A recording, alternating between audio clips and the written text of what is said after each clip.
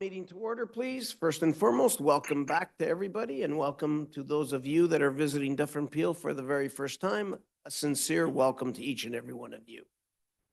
The first order of business with regards to attendance, I have regrets from Trustee Corbett, Trustee Del Rosario, Trustee Thomas, Anisha Thomas, Trustee Sean Xavier, and Trustee Herman Valeria. And if we could start with the opening prayer. Paula, if you could, please. Yes, thank you. In the name of the Father, and the Son, and the Holy Spirit, amen. Loving God, we thank you for your guidance as we pilgrim through life filled with the peace of Christ. May we continue to reflect the image of your Son as we ask for the strength to be forgiving, the understanding to show compassion, and the love to be gentle to others. Be our guiding light as we journey together to become builders of peace. May the grace of the coming Jubilee year awaken the flame of hope within each of us and inspire us to be peacemakers within our communities. We pray this to you, our Father in heaven. Amen. In the name of the Father, and the Son, and the Holy Spirit. Amen. Trustee Thomas, land acknowledgement, please. We are, we are ever thankful for the wonder.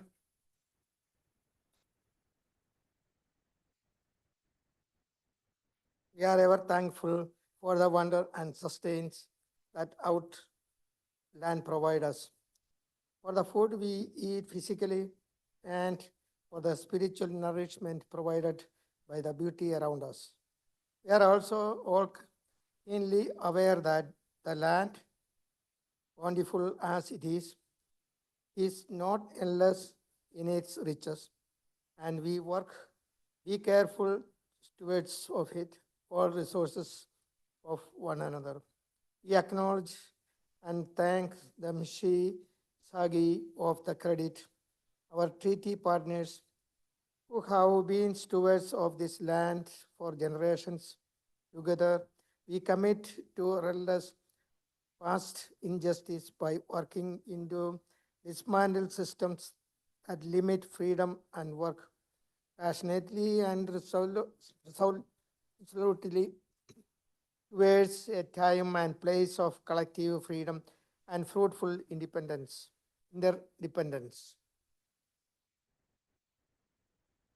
Trustee Thomas. Before we go to the approval of the agenda, a couple of corrections. E4 will be presented by Superintendent Raddick. And F2, it's revised, the policy that will be distributed during the meeting. So approve the agenda as amended, moved by Trustee Pascucci. Any questions? All in favor? Any opposed? Carried. No declaration of interest. Approval of the minutes of the Administration and Finance Committee of June the 11th, moved by Trustee D'Souza. Any questions? All in favor? Any opposed? Carried. Business arising from the minutes are attached. Any questions? None. Next, no awards and presentations, no delegations. Reports from trustees for receipt. First order of business, Ontario Catholic School Trustees Association report.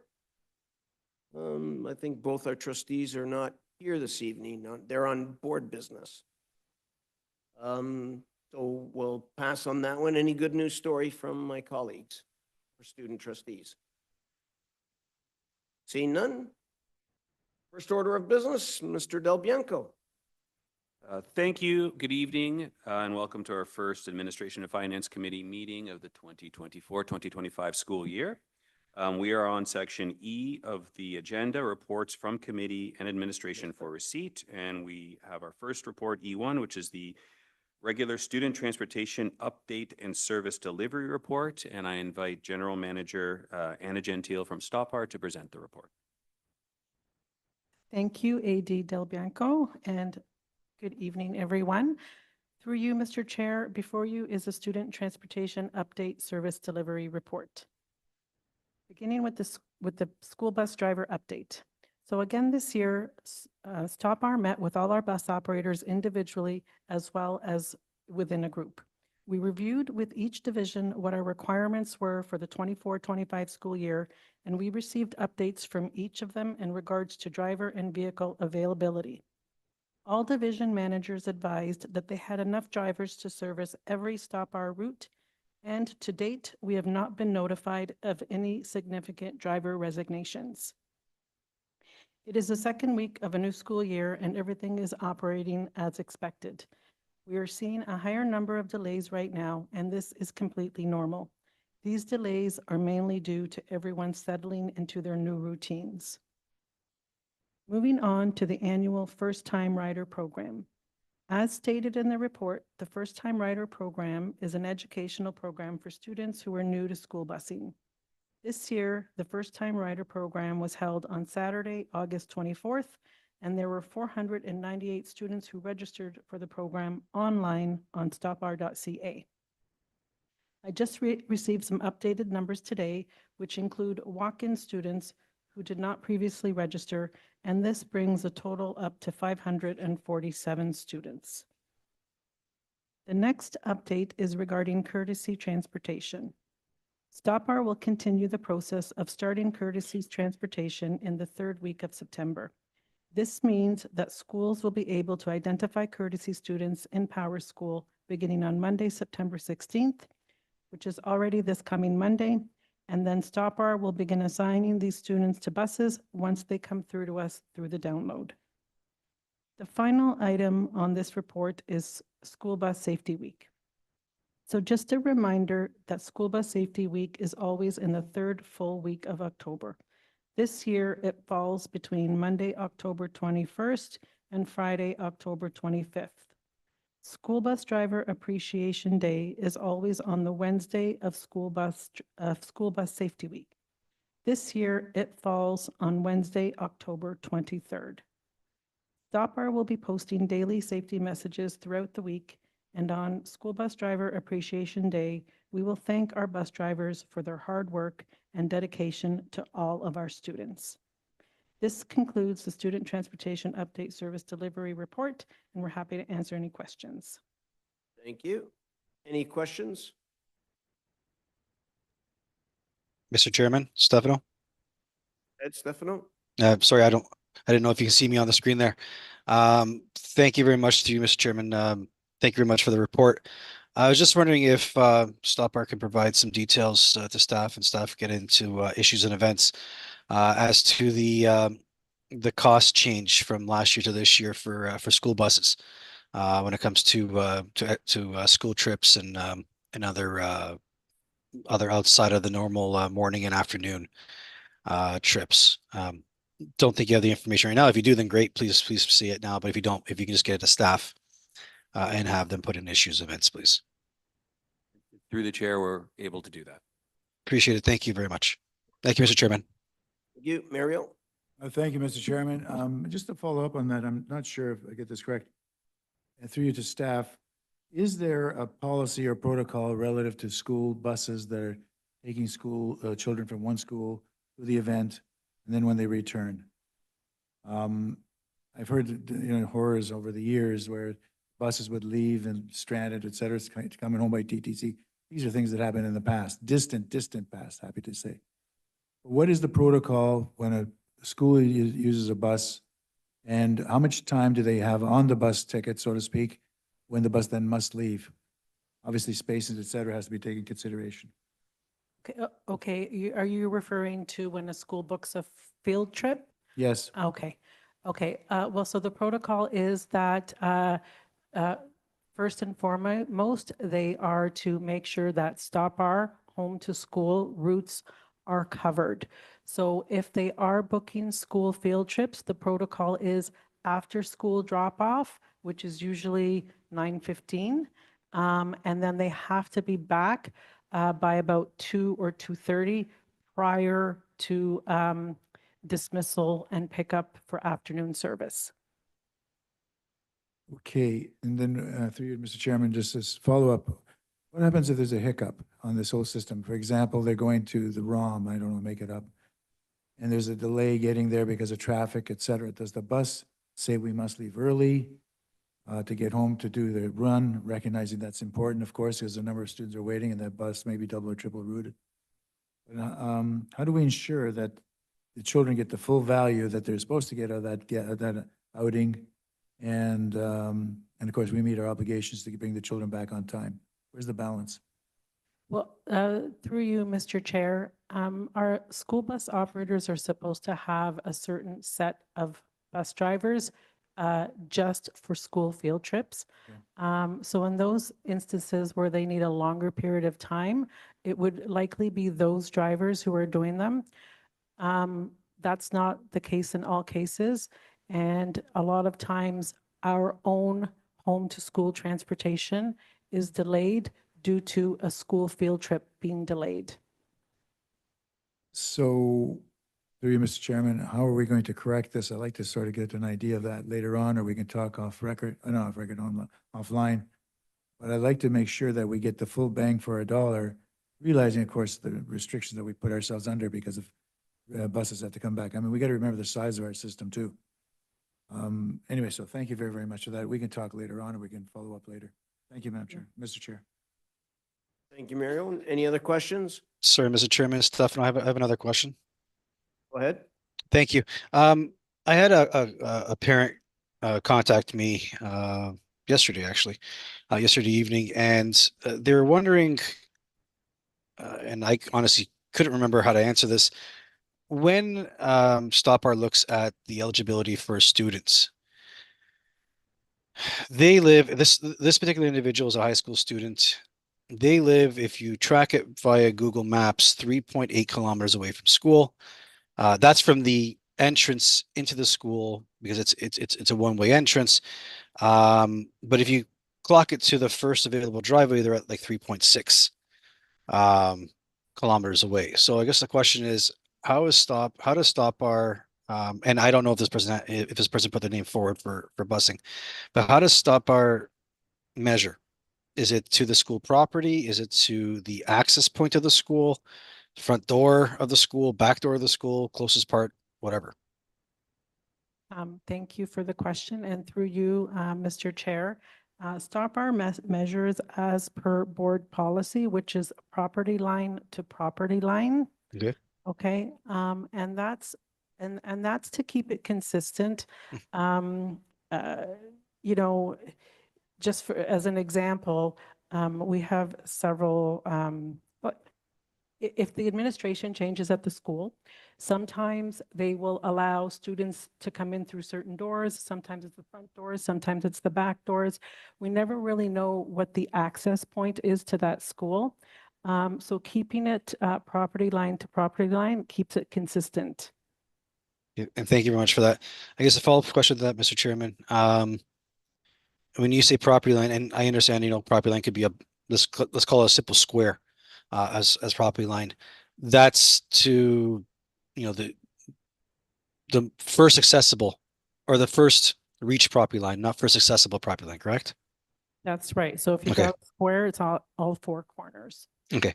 But I guess just to confirm, this is not, through you, Mr. Chairman, this is not to an accessible point of the property line. So if a high school or elementary school is fenced in all around, it would be to whatever is the closest property point, not the driveway of the school. Correct. Okay, thank you very much. Thank you, Mr. Chairman. Thank you very much. Thank you. No other questions before we move on? If I could, Daniel, my eyesight failed me. I did not see because it was over to the right, the construction progress report. So I'll ask my colleagues if they have any questions on the construction progress report. Any questions? See none? Daniel? Thank you. And moving on in our agenda, we're on to item E2, which is trustee honorarium, which is on page 22 of your agenda. And I invite Executive Superintendent Chair Paca to present the report.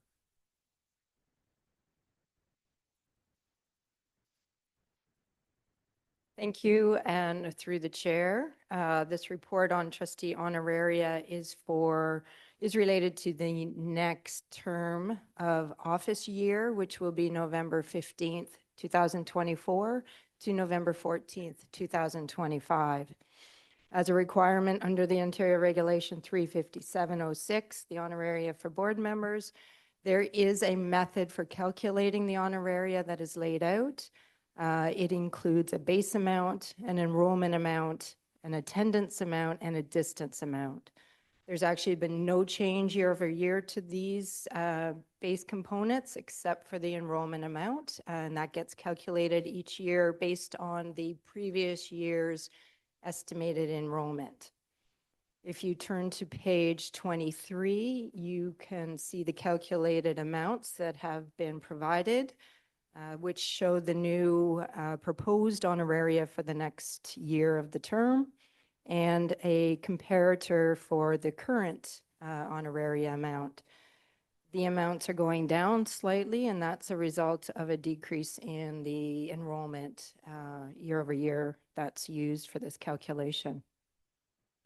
That's the report this evening. If there's any questions on this information, happy to take them. Any questions?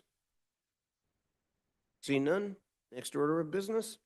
Thank you. Moving on through our agenda, we're on to item E3, which is the Treasury Report, which begins on page 24 of your agenda. And once again, I invite Executive Superintendent Chair Paca to present the report. Thank you. Again, through the chair, this is an annual report brought forward for the trustees for this committee to have information on the investing and borrowing activities of the board. The information on page 24 will lay out differences between operating and capital. What is in place with Dufferin Peel is borrowing resolutions up to 150 million under operating and up to 65 million for capital. We do not borrow to that limit at this time. We have a line of credit in place with CIBC for 60 million for operating, and on a temporary basis, that has been raised to 80 million while we were going through some purchase and sale agreements with land. So once all of those activities are completed, that line of credit will revert back to 60 million. Under the capital borrowing, we do that on an as-need basis. We currently have just over 7 million that we are borrowing, and that can change based on the expenditures we're incurring. We currently only have a few projects.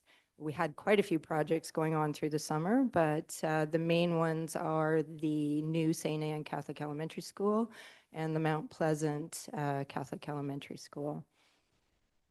Interest costs on this borrowing, under the operating line of credit, that becomes a cost to the board. There is no core education funding for that cost.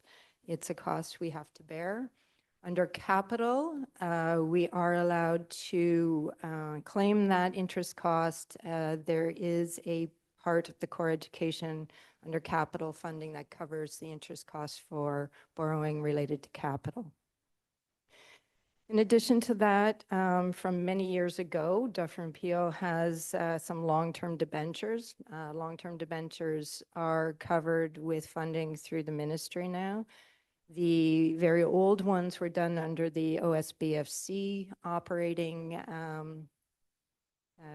entity, and more recent, as the ministry took over, the debentures are through the Ontario Financing Authority. And the chart on the next page shows you when those debentures are maturing and how many we have at this point still outstanding. This information gets included in our year-end financial statements every year as well. And that concludes the report on the Treasury, and happy to take any questions. Any questions? Hearing none, seeing none. Next order of business. Thank you. And through the chair, we move on to item E4, which is extended excursions, and that begins on page 27 of your agenda. And I invite Superintendent Radic to present the report.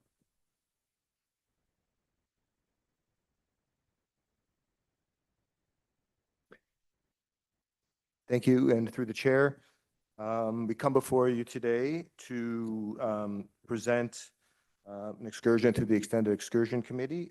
Generally, we present to you 2 times a year.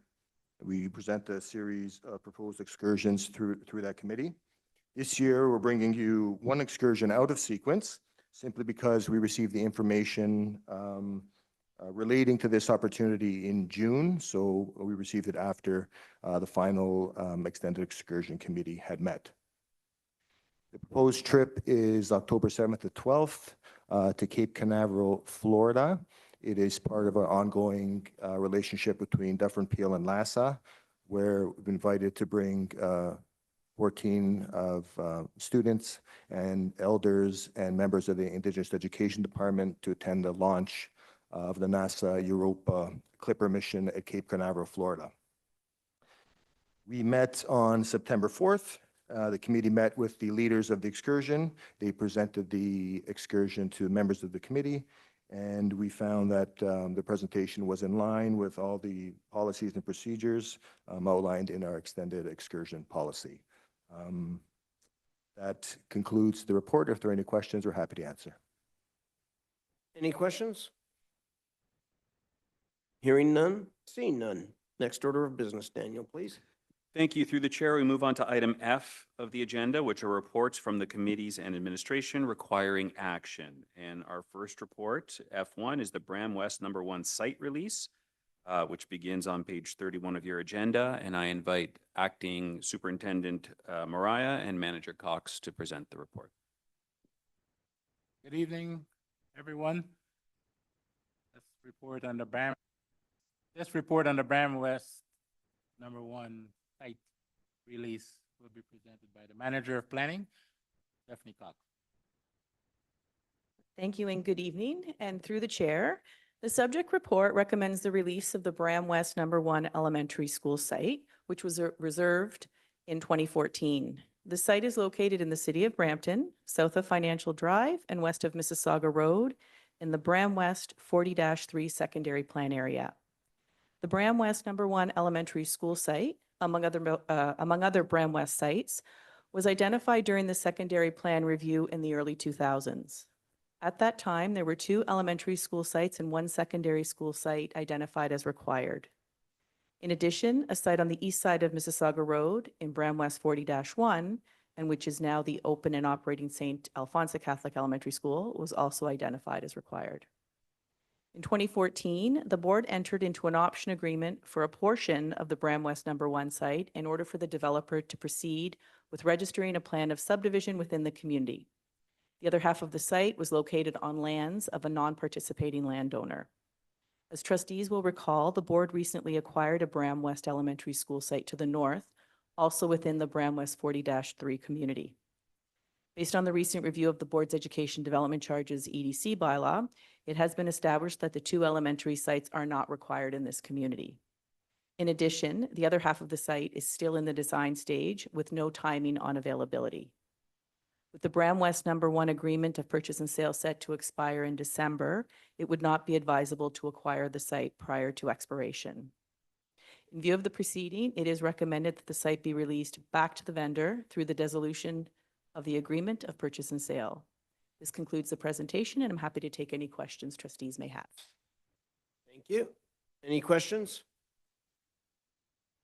Seeing none, then motion on page 32 that the Administration and Finance Committee recommend to the Board of Trustees approve that Dufferin Peel Catholic District School Board release the agreement of purchase and sale for the Bram West #1 site with the vendor. Moved by Trustee D'Souza.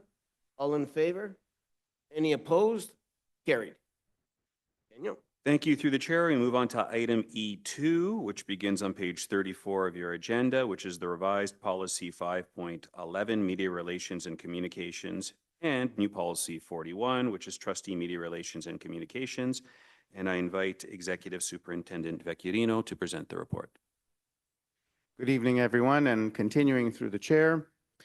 As we're all aware, Dufferin Peel works diligently to promote and maintain positive relations with the broader public, and this includes, of course, our ongoing relationship with the media. At the request of a trustee, our recently passed policy 5.11, media relations and communications, is being amended, and a proposed new policy is being added. It will be numbered, if passed, 41, Trustee Media Relations and Communications. Understanding, of course, that we're also in the process of renumbering our policies over the course of this school year. Policy 5.11 will see a revised title. It is proposed that it be called Staff Media Relations and Communications. And this policy will focus on our General Manager of Communications and Community Relations as a single source for all information that is channeled from staff through to the media. The new policy, Policy 41, Trustee Media Relations and Communications, refers more specifically to trustee communications with the media. Similar to Policy 511, it discourages trustees from making public statements to the media without consulting the director or the general manager of communications and community relations, depending on their availability. However, it does allow for that communication. Together, the policies ensure that Dufferin Peel as a system remains effective and intentional in its interactions with the media and in managing communications. The policy, the report is, as was noted on page 34, the policy begins on page 36. There are 2 motions recommended for consideration, and we'd be pleased to take any questions. Any questions? Seeing none? Motion number 1, that the Administration and Finance Committee recommend to the Board of Trustees that Policy 5.11, Staff Media Relations and Communications, be approved and enacted as amendment. Moved by Trustee Pascucci. All in favor? Any opposed? Carried. Second item, that the Administration and Finance Committee recommend to the Board of Trustees that Policy 41.00, Trustee Media Relations and Communications, be approved and adopted. Moved by Trustee Thomas. Any questions? All in favor? Opposed? Carried. Next order of business, Daniel? Thank you, and through the chair, we have no additional business, no notices of motion, so we move on to item H, which is questions asked by trustees. Questions asked. Mario, please. Thank you, Mr. Chairman. I have a number of questions I have to ask, and I will do the first few and then come back to you, and if there's nobody else, I'll continue. The very first question, I'd like to address the issue regarding our current situation with PLASP. Recognizing it's an outside organization who we have no relationship with, other than it's the landlord, as I understand it.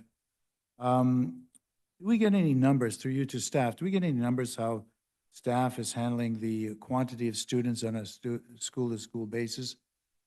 Just out of curiosity, how does that work? What's the normal protocols that we would follow so I have a better understanding? Through the chair, I can begin. First of all, I just want to clarify that we do have a relationship with our childcare providers. In fact, we have a responsibility for ensuring childcare is provided at our schools, but we contract that out. In regards to numbers, perhaps you can provide some clarification. Are you looking at the number of students that are registered in each of our programs? Are you looking for the number of students that might be on wait lists at certain schools? Wait list for sure, through you, Mr. Chairman. Where I'm coming from, the perspective I'm taking is the idea of, as we're declining in some areas and increasing our quantity of students in some others. And I know PLAS has done an exceptional organization. I've been working with them for years, and they're just amazing. There's no question. But is there anything we can pull from the data that they allow to give to us, started looking at it in terms of reaction at the local community level, be it, for example, starting times, finishing times, number of students in a particular program, et cetera. So just some background information. It doesn't have to be a fulsome report, but just something in terms of general conversation. But does that make sense at all to get that get that information? The reason is we're declining. Is there untapped data we should know about, we can get from this particular relationship that we have with it that is obviously totally in the open? Through the chair, if you give staff some time, we could probably No pull problem. together or connect with all of our childcare providers. PLASP is a large one, but not the only one, Yes, of just to course. get some sense of um, whether or not they're able to meet the needs in each of the communities, or whether we are aware that there may be some wait lists. While we contract out, they are responsible for all the operationalization of it, so we would have nothing to do with wait lists or even their ability to hire staff in order to respond to that. But we could probably pull together some stats Yes, for you and put something in issues and events. That's perfect. That's perfect. When I say PLASP, I mean any other organization that we have the same, similar relationship with. The intention is just to see the kind of data that we can get maybe from that. We start developing our schools to meet our needs. Mr. Chairman, I'd like to ask another question. Thank you very much regarding St. Edmunds. I received a communication from an individual the other day, and I thought to myself, interesting. When they claimed there was 10 feet of water in their in our school.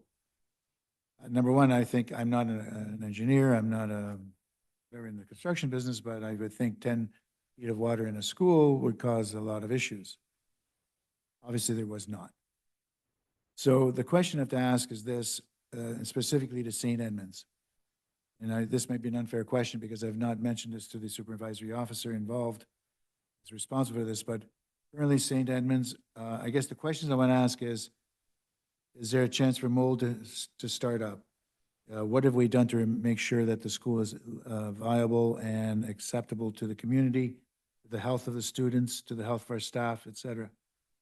Is it possible to provide us a summary on this? It doesn't have to come at this point here. It could come back on issues and events, which will allow me to share with the community.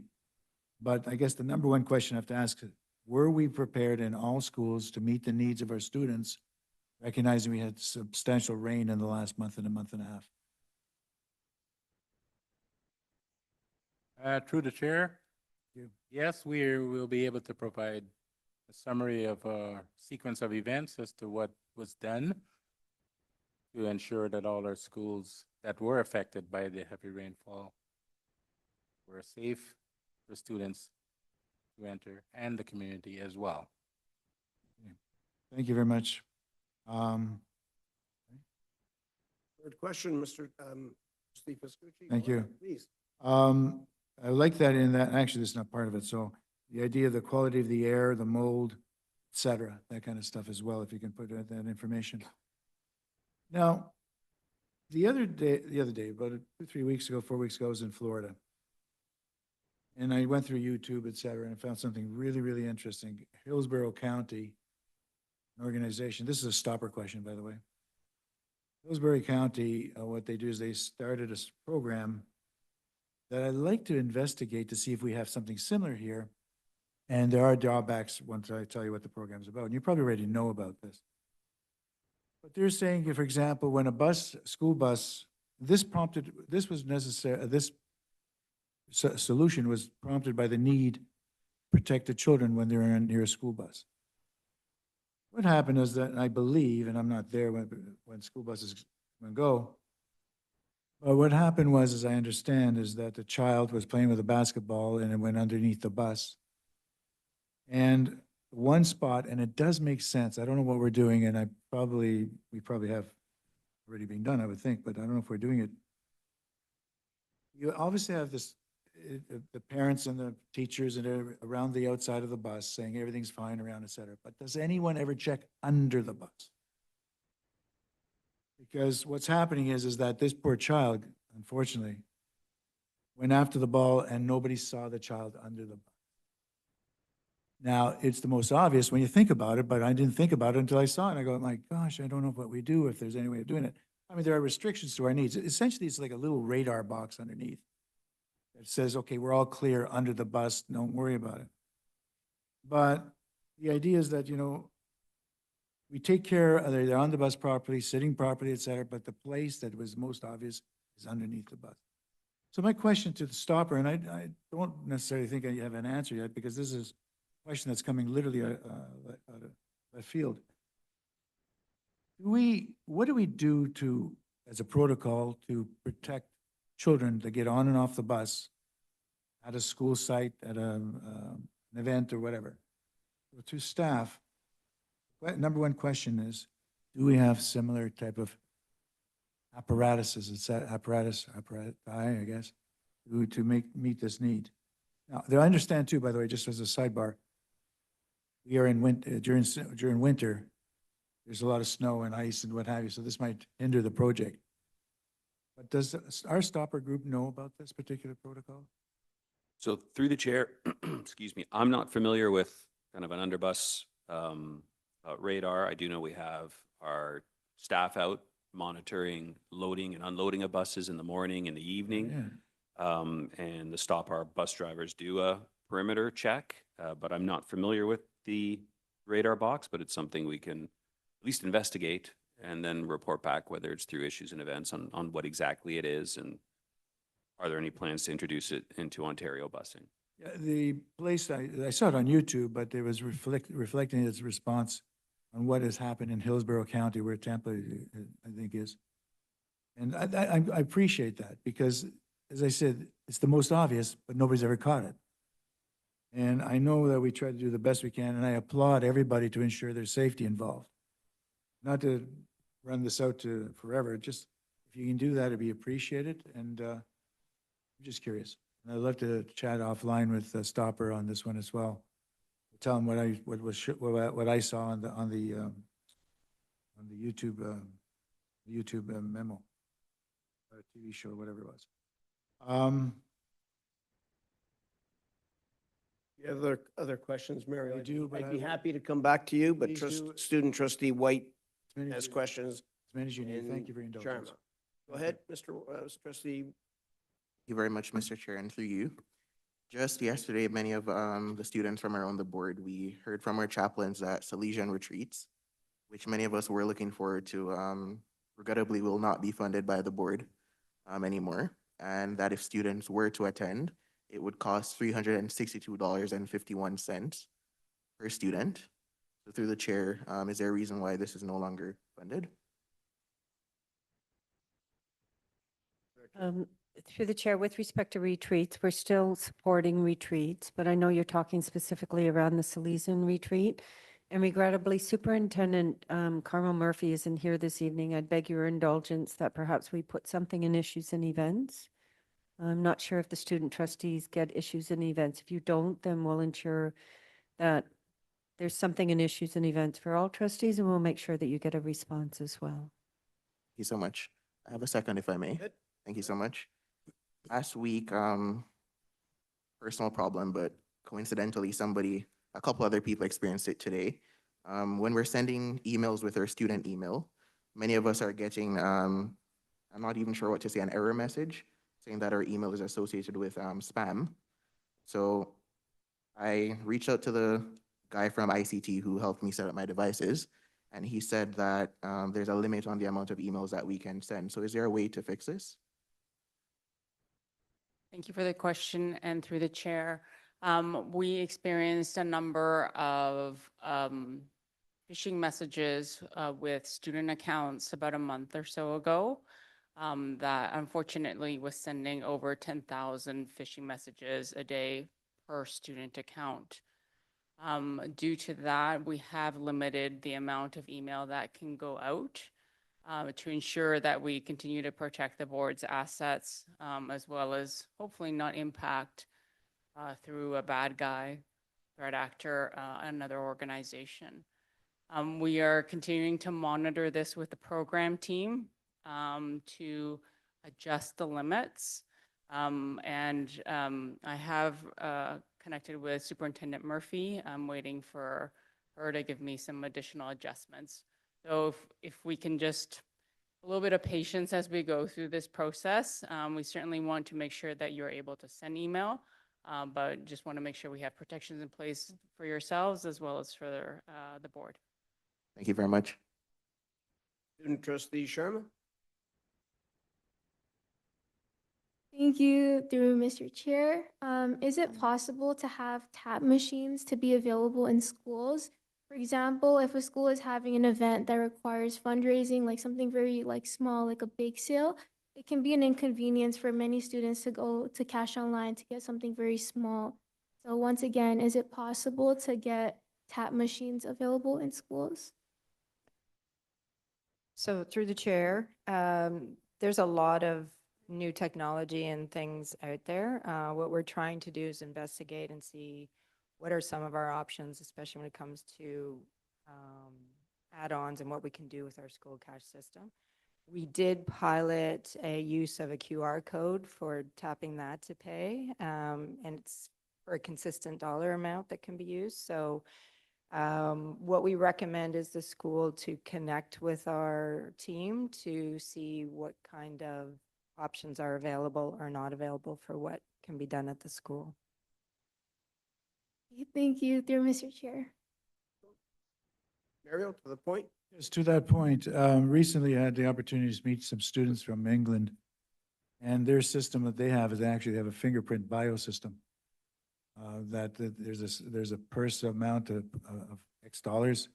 And when the child is at the cafeteria, whatever, they just use their finger and the scanning of the fingerprint or whatever would activate and allow that amount to be deducted from that balance. I just mentioned that when you think about what's happening. And then, of course, anyway, stop right there. I just wanted to mention that anyway. Thank you, Mr. Chairman. Thank you. To that point? Okay. Well, trustee Pascucci's already spoken. I can wait. Trustee DeSilva. I don't have you. Go ahead. I'll take Stefano after. You, Mr. Chairman, this is to student trustee Rahim White's question. Are students allowed to send emails from their student ID to outsiders outside the network? Currently, yeah, through the chair, currently, yes, they are allowed to send external emails.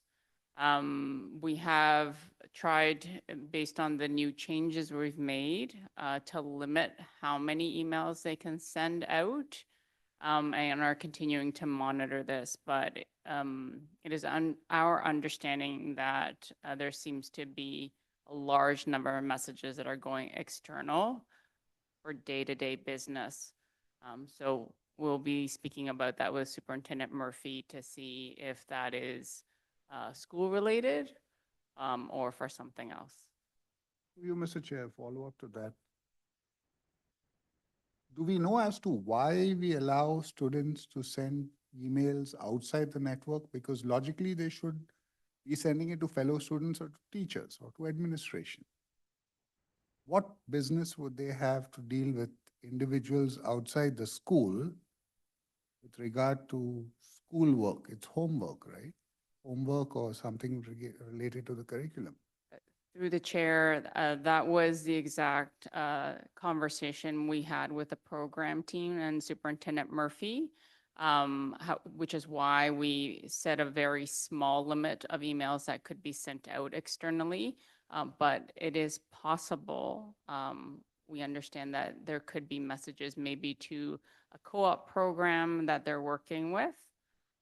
But we'll continue to monitor that and come up with a program team as to possible other suggestions, if not for them to use their probably personal email address outside of the school.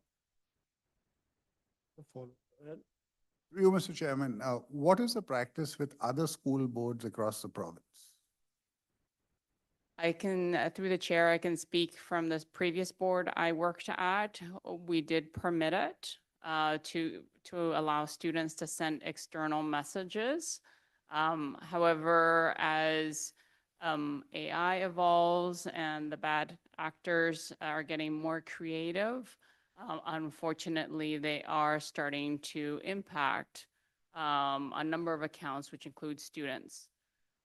Also, we do use student accounts to log into third-party applications that they are using for curriculum purposes.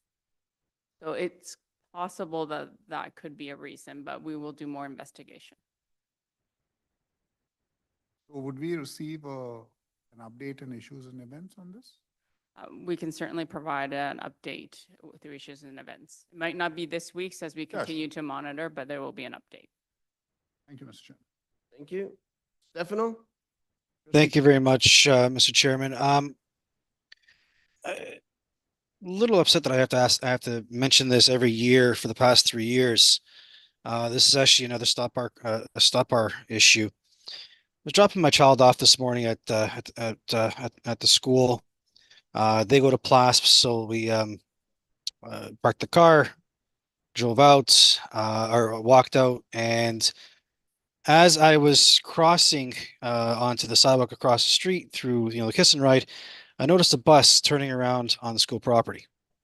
So using the kiss and ride as a turnaround point in order to continue on their run.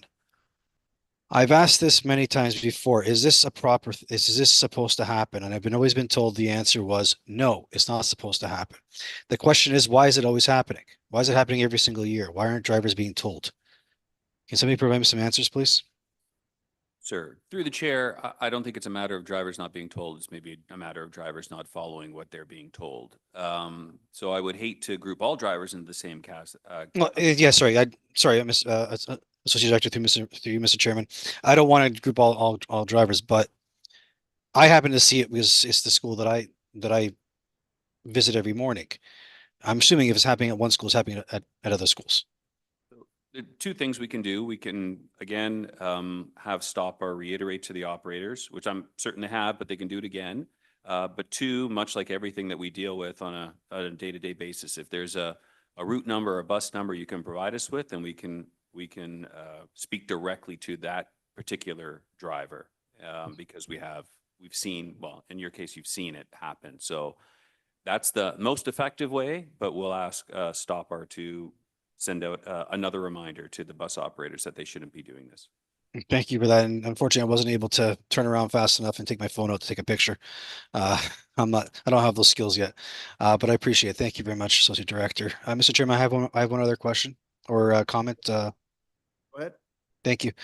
Can we ensure that information goes out to the school community, to all parents, both secondary and elementary school, that parking in a fire zone isn't correct, and leaving their car there and going drop their kid off at school? Also, to be mindful of the community around us and how we can be good neighbors and not have people block individuals' driveways. Is that possible? Through the chair, that is, we'll work with General Manager Campbell to draft something that we can share with the schools to send out to their communities. Appreciate it. I had a very lovely conversation with a very nice lady at one of my schools who lives down the street from one of our schools, and she felt that she was being a pain calling me and asking if there's anything we can do. That's the last thing I want us to have. So I appreciate it. Thank you very much, Associate Director and staff, and thank you very much, Mr. Chairman. Thank you, Trustee Pascucci. Mario, go ahead, please. Thank you, Mr. Chairman. I appreciate that. Regarding traffic or busing as well, concern I have, of course, these busing, but it sort of is on the street. It sort of has to do with, let me back up. What's happening is there's some schools, obviously, through the lay of the land, if you will, the river, or the boat, sorry, the land, et cetera, the driveways, what have you. What's occurred is that there's a lot of pinch points that buses can't safely come out of there because there's no parking, but people are parking. Where I'm going from here is the idea of traffic flow.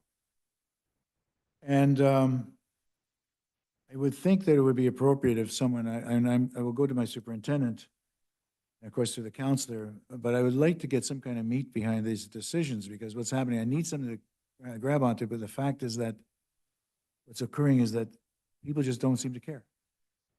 And you get situations where people put on 3-point turns and what have you, et cetera. But traffic flow is the main concern. So when you have a school bus, for example, on my street, for example, there's a parking on one side, there's a serpentine road, and as a result, the bus can't effectively go through that. Slowly they do, but effectively go through that without concerns. So through to you, Mr. Chairman, to staff, what is the best way of approaching? Do we go to Traffic Safety Council, noticing we have 140 schools, and then Peel Board has theirs as well? What's the best approach to make sure there's some kind of continuity? And police can't be everywhere for obvious reasons, giving out tickets, what have you. It's the first week of school. Everybody's laying down the ground rules that they operate under. What would be recommended by staff to improve this situation? Through the chair, what would improve the situation is those that are able to walk to school, and those that are eligible for transportation, take the transportation that's provided to them. That's the easy answer. Yeah. But as we know, and I've been on site with a number of different trustees to deal with this exact same issue, that's not the case. And in some schools, it's a lot worse than other schools. We can, to the best of our ability, manage what happens on our site. But I do know that parents and guardians park everywhere on the roads in the neighborhoods, and we have to work with our local municipalities, whether it's their parking bylaw, to either blitz some of these areas. But it is a challenge that's been here since I've started, and probably predates me by a long, long, long time. So it's educating parents. It is making sure parents feel comfortable in their child's ability or children's ability to walk to school. And we see these walking programs now sponsored by the local municipalities. But unfortunately, I think there's always going to be an element of a school community that doesn't want to take advantage of either the walking or the busing and prefer to drop their children off. And with a 15-minute window to do all that, in some cases, it's worse than others. Thank you. Well, Mr. Chairman, my question to you, to staff is, should this become a political question I should ask of my local counselor? Or can we somehow make it find its way towards an issue that could be heard on the agenda, as agenda item on the city of Mississauga or whatever other cities involved? So through the chair, I mean, I would never say don't speak to your counselor, but what we run into is the city may ban parking on the road in front of the school, which then pushes the cars further into the community, or people pulling into driveways. There's no, I'm kind of rambling here, but there's no easy solution to this. And I don't think, we have bylaw officers, we have bylaws, we have parking enforcement officers, we have no parking areas. But people continue to take advantage of that and completely ignore some of these. So until the fines, I suppose, are big enough that it actually impacts them financially, unfortunately, I don't think there's going to be much appetite for change for some people. Mr. Chairman, may I ask one more question and that's it? Mr. Chairman, sorry, Trustee Pascucci, I have a question to this point. So I can wait till after if it's okay as well. It's okay, Mr. Chairman, is going to bring up another concept. Different. Completely different. Trustee Stefano Pascucci, go ahead, please. Thank you very much. There was that program that the city of Mississauga put out where they were shutting down the streets. Do we ever know whatever happened to that? Through the chair, that was a pilot program. We participated in it, but I think we had a presentation here with regards to. Yes. As far as I know, there hasn't been any further movement on it because I think some of the analysis, the post analysis that came back was it's heavily dependent on volunteers, and it takes a lot of time and a lot of effort and a lot of education. And I think they're trying to figure out a better way to do it without having to raise money and the finances for it. So I think they did the pilot, they've taken it away. They're trying to figure out how to maybe simplify it and make it more, downsize it so it's more, it could be used in more schools. Okay. Thank you very much. Thank you, Mr. Chairman. Thank you, Stefano Pascucci. Ariel, go ahead. Thank you. I remember taking part in that program at St. Alfred School, I think it was. My next question is regarding a number of homes that are out there, a large number of homes that are B&B or temporary residences or multiple families or individuals in a particular home. For you to staff, and I don't expect you to have this question tonight, but there's a lot of these places have children that are either being home taught or whatever in our schools, or are they? I guess what I'm trying to say is that from a perspective of numbers, what occurs to the population of a school with people who live within that community and then move on? That affects obviously the ratio of teaching and teachers and needs of the particular school.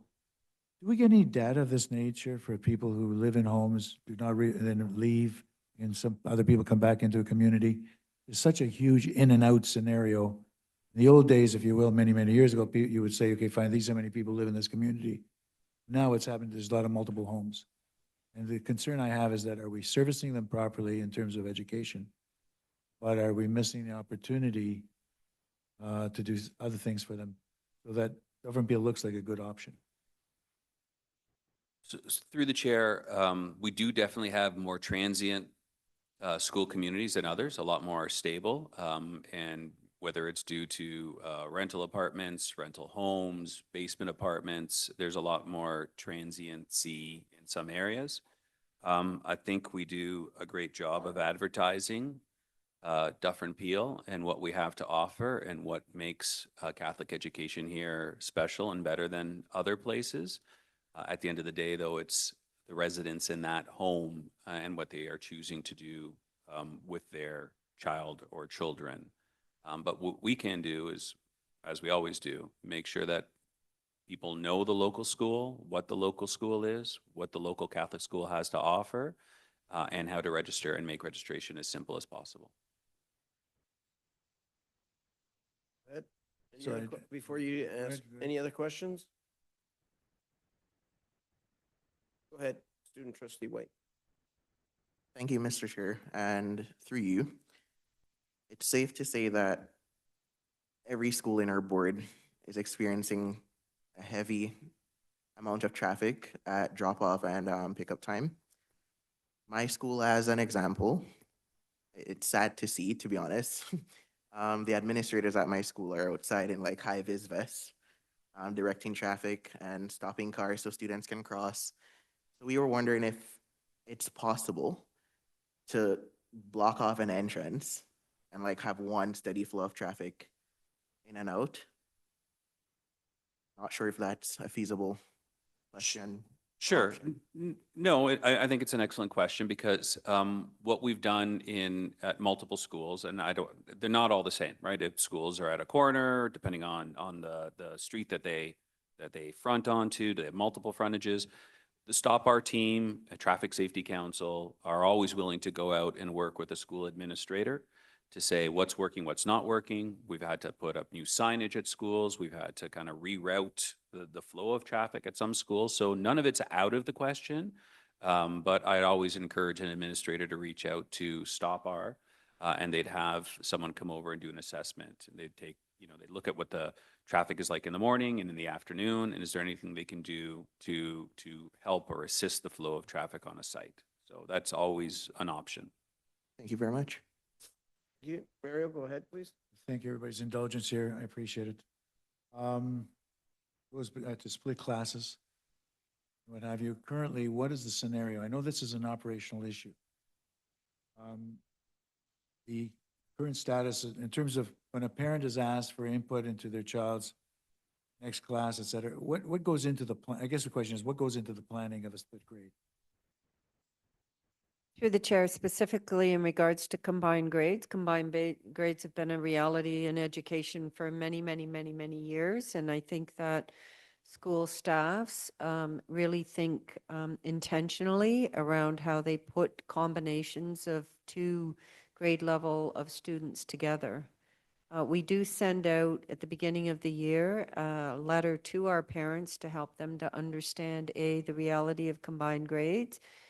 And the rationale for why these exist, and to reassure them that educators have a responsibility to get to know each and every child and understand how they respond by creating that learning environment. And I would argue that even in a straight grade, let's say a straight grade 4 class, for example, you may have ability levels that have quite a variant range. And so our educators are expert in being able to use the tools that are available to them to assess the needs of the classroom and to provide learning and plan learning and experiences for students at various levels of ability.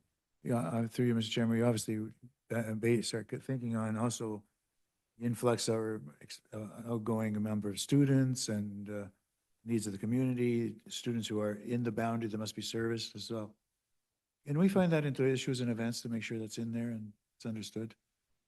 Through the chair, just for clarification, are you wanting a No, no, rationale for why we have No, no, not combined grades? rationale. or- No, it's just basically what you said a moment ago. Oh, So okay. It's just to Yes. paraphrase what you said. Perhaps maybe, okay, we can put something in issues and events and share the letter that we also share with the school community. Oh, that's excellent. Mr. Chairman and community, and thank you very much for your indulgence. I know I had a number of questions that went way above the number, but I appreciate it. Allow me to do that. Thank you. Thank you, Mario. Any other questions?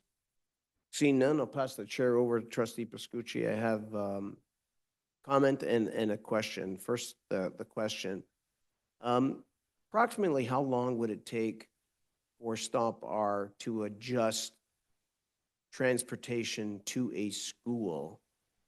Because the bus is late every day between 10 and 20 minutes. So through the chair, it's typically last week and this week is kind of the settle down periods, because what they're looking to do is make sure that enrollment's stabilized, because they're still getting students in. They're still waiting for parents to just allow their kids to get on the bus without a hug and a kiss and all that. So it takes a little while for that to settle down.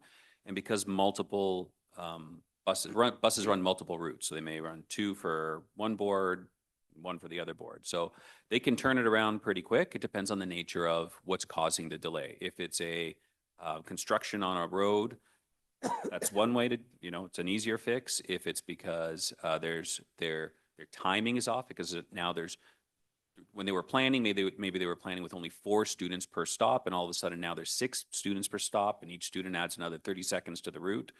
So depending on the nature of it, it can be very quick, and it could take a couple of days, but it doesn't usually take very long. They usually send in, the request for a route alteration on a Friday, and by Monday or Tuesday, the bus operator has already sent that off to the driver and the new route's in place. So depending on the nature of it, and if it's a specific school and a specific route, we can look at that quickly. Yeah, I mean, I don't have a problem saying the name of the school at Father Zanin, which historically the bus has never really been extremely late, and then all of a sudden, 10 to 20 minutes, and 10 to 20 minutes to a parent is a lifetime, right? I can't leave my kid, I mean, I don't have to explain it. The other is on a comment that about traffic at schools. I have to tell you, I live and dream that every single day, one school of this board that I represent, I called parking control.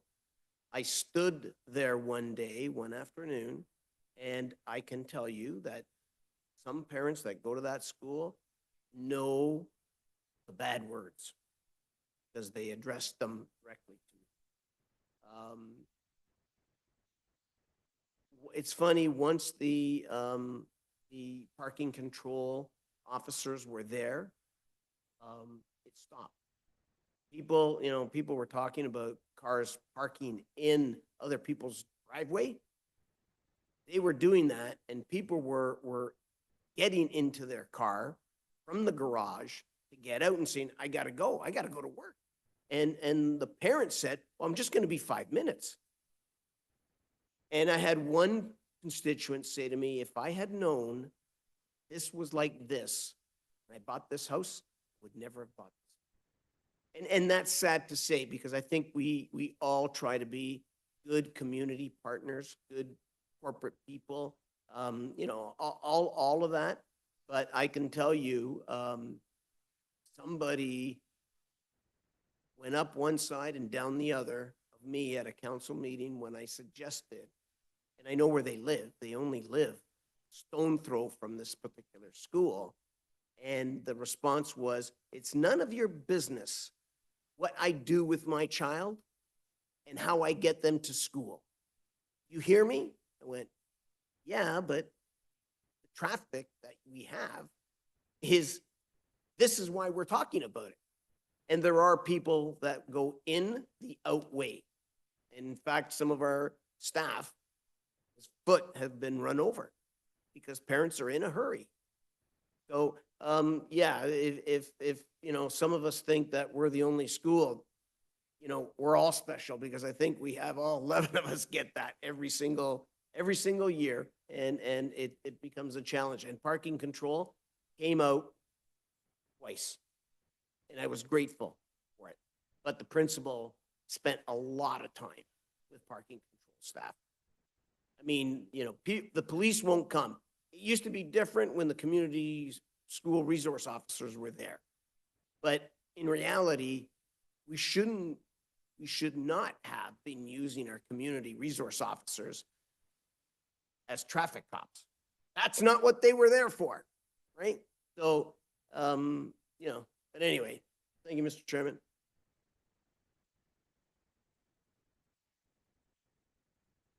Thank you, Mr. Chair. And to Trustee Ianika's point, could uh, could communication go out to the community to encourage families to have their kids walk if they live within a reasonable distance to schools?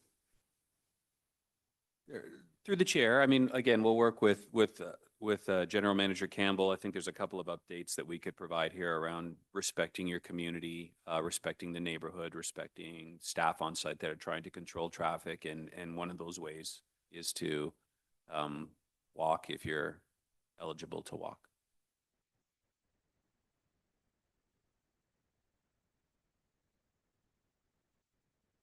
Thank you, Mario.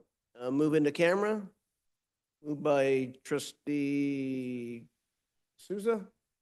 All in favor? Opposed? Carried. 5 minutes? 6 after?